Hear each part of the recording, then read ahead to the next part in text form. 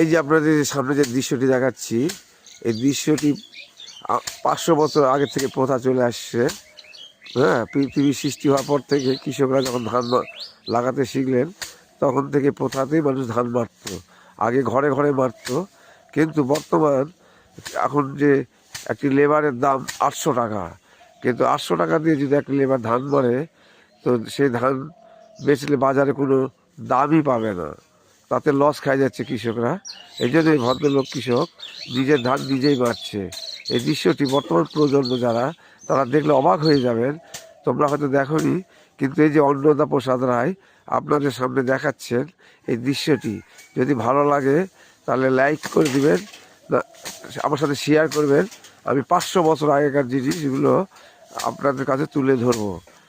হ্যাঁ, আমি ঘুরে ঘুরে এই দৃশ্যগুলি দেখাতে চাই, প্রাচীনকালের দৃশ্য। তো কেমন লাগছে আপনাদের? আমাকে ভালো লাগলো। ভালো লাগলো তো? হ্যাঁ আপনারা তো দেখতাম এইভাবে ধান মারতেন, এদিকে মুখ করেন, হ্যাঁ হ্যাঁ এদিকে মুখ করেন।